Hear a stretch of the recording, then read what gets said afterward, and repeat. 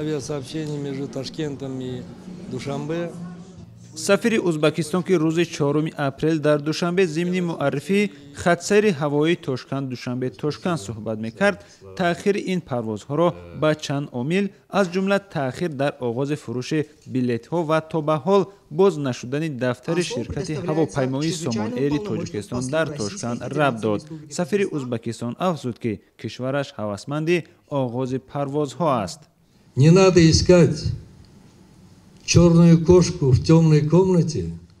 تأکید میکنم که گربه سیاه را نباید در حجره تاریک جست. نباید این مسئله را تابش سیاسی داد. ما مهم میشماریم که بسته حجت ها قبلا باید درست باشد. این به عامل های امروزه ربط میگیرد. یکی از آنها وضعیت اطرافی منطقه ما است. Один из них ситуация, которая складывается вокруг нашего региона. در این مراسم نماینده شرکت هواپیمایی ازبکستان هوایولاری گفت که تا آخر هفته جاری همه حجت‌ها برای راه اندازی این پروازها تهیه می‌شوند و قرار است نخستین پرواز روز سه‌شنبه 11 اپریل از تاشکند به دوشنبه صورت بگیرد. قرار بود این پرواز امروز 4 اپریل انجام می‌شد. Как ранее я сказал, оформление представительства и регистрация в государственных органах мы буквально закончили. тавре гуфтам ба қайдгирии намояндагӣ ва сабти мақомоти дахлдорро ҳамагӣ 3 рӯз пеш ба итмом расондем.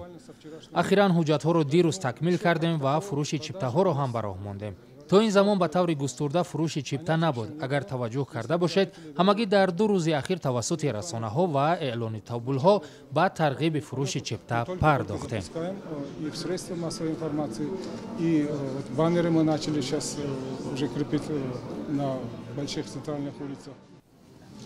در این همایش گفته شد که حالا نمایندگان شرکت هوایی سامان ایر در تاشکند قرار دارند و فردا 5 اپریل یک هیئت کلان عبارت از نمایندگی دستگاه رئیس جمهور تاجیکستان، وزارت‌های نقلیات، کارهای خارجی، عدلیه و دیگر نهادهای مسئول عازم تاشکند میشوند و یک روز بعد با مقامات ازبکستان راجع به مسائل وابسته به پروازها از جمله باز کردن نمایندگی سامان ایر در آن کشور گفتگو خواهند کرد. پس از نتیجه ملاقات جانب‌ها جدول پروازهای منتظم آماده کرده می شود. سفیر ازبکستان همچنین از بلند بودن نرخ‌ها نگرانی کرده و گفت که باید سر پایین بردن نرخ چیپته‌های هواپیمایی دوشنبه تاشکند اندیشه کرد.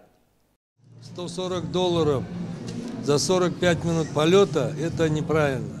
$140 برای 45 دقیقه پرواز نادرست است. نرخ را باید حتما پایین برد. برای آنکه باید مردم عادی پرواز کنند، صاحبکاران توسط ما هم می توانند هر جا که خواهند روند. И купить билет за любую цену.